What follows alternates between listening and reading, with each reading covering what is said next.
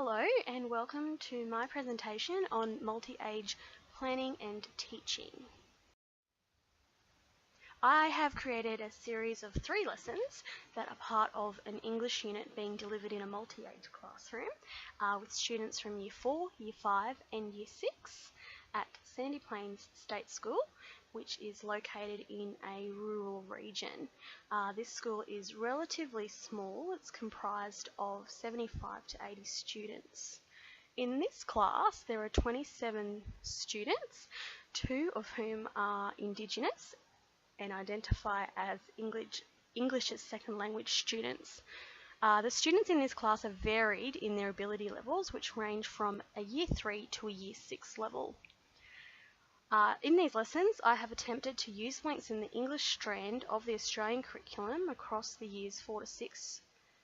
As you'll see, I have used different grouping strategies in most lessons to maximise student learning. I believe that the expected outcomes in these lessons are appropriate for students with a range of abilities.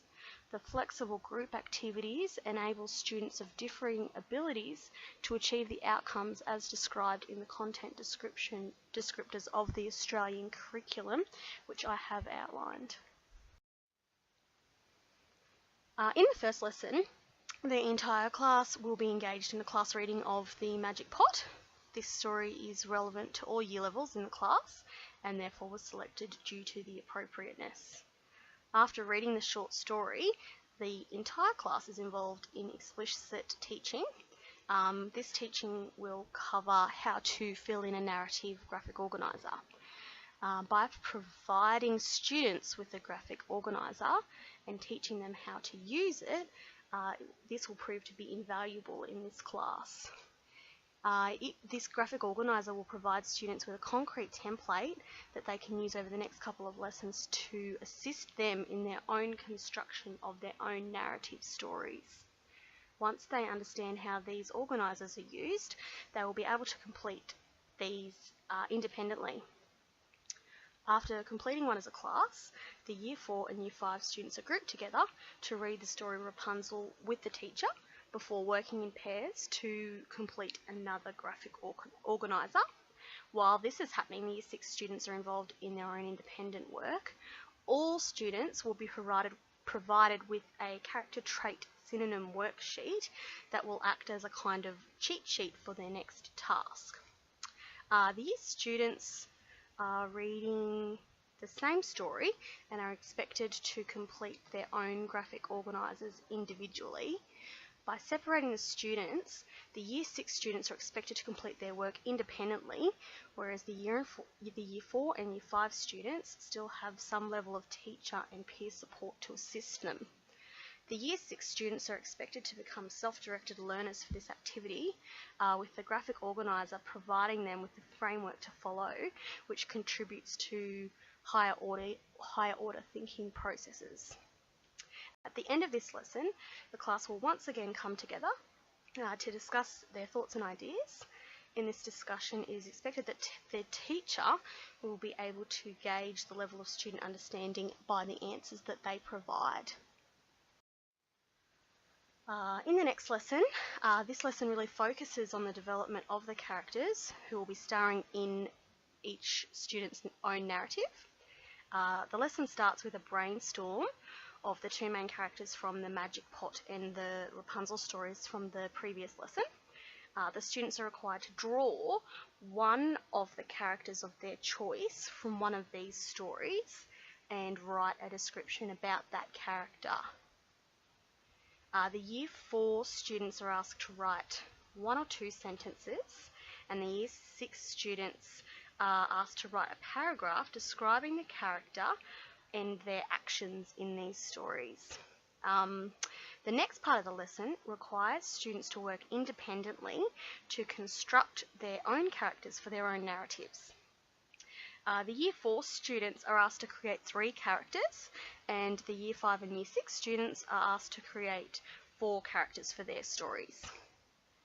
Year 4 students are asked to draw their character and come up with 3 adjectives to describe their character, whereas the Year 5 and Year 6 students are asked to write a paragraph describing their character in decent detail.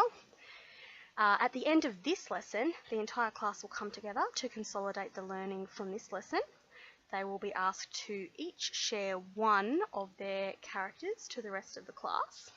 This closing activity should provide the teacher with an understanding of how each student is progressing through the learning tasks, and will also provide the teacher with an understanding of the concepts and skills that are being taught, being picked up by these students.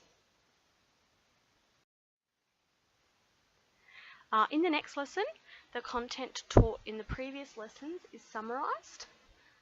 Students are provided with a recap prior to receiving their assessment task sheet and marking rubric. The task is read through as a class, making sure that the students are well aware of the objectives in this task. Through previous lessons, students have been involved in activities which have assisted with the modelling of this task. In order to complete this task, students are provided with another graphic organiser. They will use this template as the foundation for their own stories. By completing this organiser, the teacher can ensure that students are using the elements that are required to write a good narrative. Once again, this organiser will prove to be a vital resource for students in the writing of their stories. Students will be confident in using one of these organisers as it has been scaffolded in previous lessons. The task is once again different for the Year 4 students compared to the Year 5 and Year 6 students.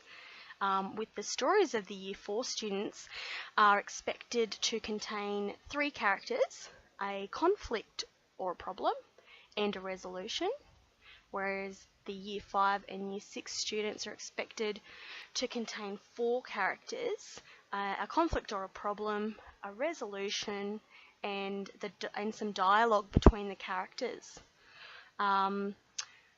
Once the students have completed their organiser, it will be checked by the teacher, and once the teacher has approved this, each student will begin writing their own narrative. Every student is going to be provided with a checklist that they will need to use before they start editing their finished stories. By providing students with this checklist, it's giving them another opportunity to better their own story and make sure that they are not missing any vital features in their stories. In the following lessons, students will be asked to finish, edit, type, and type their narratives prior to them submitting them to the teacher for marking. I believe that these lessons are conducive to a classroom containing students of multi-ages. At the end of each lesson, students are provided with opportunities to consolidate their learning. The teacher is also provided with a chance to gauge student learning and ascertain student understanding to determine if any further teaching or scaffolding is required. Students are provided with concrete organisers, and they are involved in scaffolded learning about how to use these organisers to create their narratives. I believe that these lessons support student-centred learning, which facilitates the flexible progression of students' learning of the curriculum. Students develop skills and strategies that allow them to have a high level of independence and efficiency in learning individually or also in combination with others. By allowing students to be so involved in their own learning, I believe this promotes independence, which is really invaluable in a multi-age classroom.